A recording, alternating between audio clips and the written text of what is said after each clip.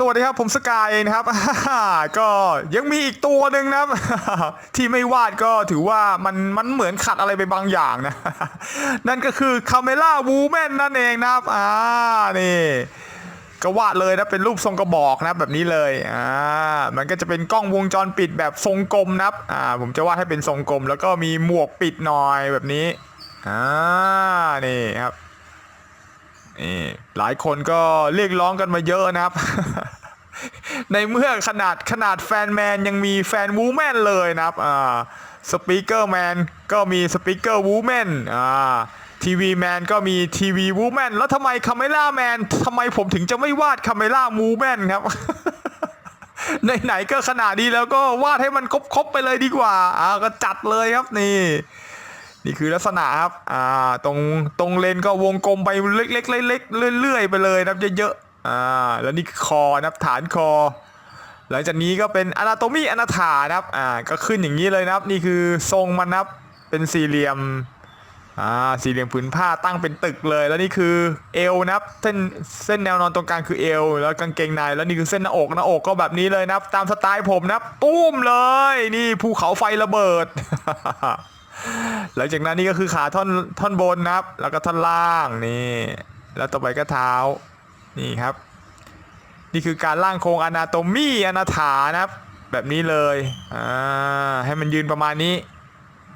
นี่ผมจะให้มันยืนท่าทางเรียบร้อยหน่อยนะครับจะได้สมกับเป็นกล้องวงจรปิดนี่เท้าเซลล์เล็กน้อยแล้วก็มือแบบนี้เลยพอเราได้โครงร่างคร่าวๆแล้วจากนั้นเราก็ทำการเติมรายละเอียดครับเป็นการเติมชุดเสื้อผ้าหน้าผมใส่ไปเลยครับนี่คือปกคอเสื้อนะครับแบบนี้เลยง่ายๆจากนั้นเราก็จะวาดเป็นเสื้อสูทนะครับนี่ก็ดูตามโค้งเว้าของหน้าอกที่บาลักกักนะครับนี่ผมวาดไว้ตูมเกินครับ แล้วนี่คือเน็กไทนี่ก็แหวกหน่อยนะครับนี่จะได้ดูลักษณะนี่ประมาณนี้นะแหวกเลยเป็นเสื้อสูทที่แหวกอกมโหฬารครับนี่ผมจะให้เป็นจุดเด่นแล้วสำหรับคาเมล่ามูเวนของเวอร์ชันสกายนะครับ นี่ประมาณนี้เลยเซ็กซี่มากนี่ตัวนี้ก็จะเป็นช่วงเอวเอวก็จะคอดนี่คือกระดุมนะครับเอวคอดนิดนึงนี่หน้าอกฐานอกแล้วก็เอวคอดสะโพกก็ขยายกว้างๆนี่นะครับเป็นตูดครับแบบนี้เลยสวยงามนี่ผมแหวกกลางเลยครับนี่โคตรเฟี้ยวประมาณนี้ครับสวยเซ็กซี่มากคุณแบบไม่ต้องบอกนะคุณนางแบบชัดๆ นี่คือแขนเสื้อนะก็จะเป็นแขนยาวนี่มีข้างในด้วยมีเสื้อตรงเสื้อเชิ้ตข้างในแล้วก็นี่ครับมือเท้าสะเอวนี่ผมยืนแบบท่านางแบบเลยโอ้โหโมเดิร์นมาก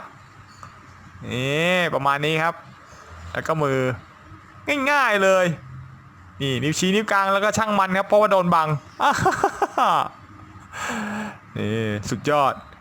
แล้วนี่คือขาอ่อนครับวาดไปนี่มานี้แล้วก็รองเท้าผมก็ให้เป็นเช่นเคยครับรองเท้าส้นสูงครับจัดไปนี่แบบนี้เลยครับง่ายๆแล้วก็ส้นสูงนี่แค่นี้ครับประมาณนี้แล้วก็อีกข้างหนึ่งโดนบังไปเลยครับขี้เกียจวาด นี่สวยงาม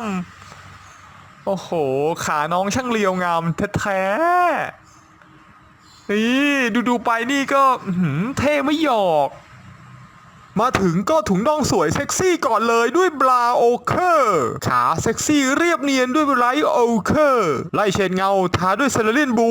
ระบายให้เฟี้ยวเงาะทับอีกเลเยอร์ด้วยซิลเวอร์จะยิ่งโดดเด่นเป็นสง่าและเลงเลดบาวให้ชุดลัดรูปสัดส่วนสวยงามเว้นแสงขาวให้นิดนึงเดี๋ยวจะลืมกันว่าช่องผมน่ะเน้นประหยัดสี ระบายสีวอร์มเกรย์ไม่ใช่วอนใจเกเรดังนั้นอย่าใจรวนเรเดี๋ยวจะเป๋ได้เหยาะเลมอนเยลโล่ให้คาเมราวูแมนดูเด่นและแตกต่างไล่เฉดสีดำทมินให้ดูลึกลับน่าค้นหาว้าวเซ็กซี่บาดใจ